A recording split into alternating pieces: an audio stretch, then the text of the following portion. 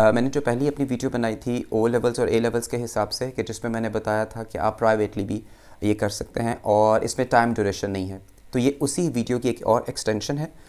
इस वीडियो में मैं आपको बताऊंगा कि फॉर इंस्टेंस अगर आप पाकिस्तान में स्टडीज़ को कंटिन्यू नहीं करना चाहते और बाहर जाके पढ़ना चाहते हैं, तो वो कौन कौन से सब्जेक्ट्स हैं कि जो पढ़े जा सकते हैं, जो किसी हद तक आजकल एक स्कोप में हैं, एक आप ये कह लें कि जिनकी डिमांड है टू सम एक्सटेंट। सबसे पहले तो मैं इस बात का जवाब दूंगा कि आप ए लेवल्स में कौन से सब्जेक्ट रखें जो आप प्राइवेटली उसको इजीली कर सकते हैं। तो सब्जेक्ट्स तो काफ़ी सारे हैं, लेकिन हमने उन सब्जेक्ट्स को टच करना है कि जिनका बाहर भी किसी न किसी हिसाब से कुछ ना कुछ स्कोप हो। तो सोशल साइंसेस के हिसाब से या ह्यूमैनिटीज़ के अंदर कुछ सब्जेक्ट्स ऐसे आते हैं जिनका स्कोप ही बहुत ज़बरदस्त है, पढ़ने में भी कंपैरेटिवली आसान है, कॉमन सेंस के हिसाब से हैं ये सब्जेक्ट्स, और आप इनको ईज़िली एक साल में ए लेवल्स में कर भी सकते हैं। उन सब्जेक्ट्स में सबसे पहले जो आता है सब्जेक्ट वो है सोशोलॉजी। इसमें हम सोसाइटी के डिफरेंट जो भी एस्पेक्ट्स हैं उनके बारे में डिस्कशन करते हैं। बहुत ज़बरदस्त सब्जेक्ट है। कनाडा में अगर आप पढ़ना चाहते हैं, फॉर इंस्टेंस ऑस्ट्रेलिया में या मलेशिया में, तो आई मीन ये एक अच्छा सब्जेक्ट है, एज अ मेजर रखा जा सकता है।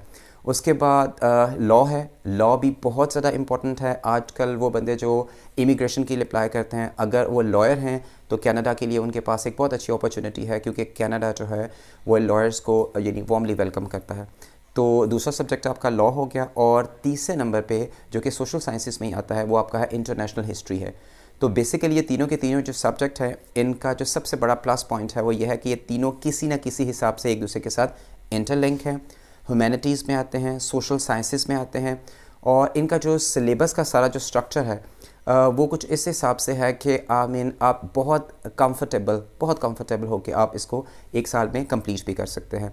और थोड़ा सा मैं इस सिलसिले में भी आपको यानी थोड़ी सी गाइडलाइन भी देना चाहूँगा कि फॉर इंस्टेंस जैसे लॉ है, इसके ए लेवल्स के अंदर 4 पेपर्स होते हैं, सोशोलॉजी के भी 4 पेपर्स होते हैं, और जो इंटरनेशनल हिस्ट्री या वर्ल्ड हिस्ट्री भी जिसको हम कह सकते हैं उसके भी 4 पेपर्स होते हैं।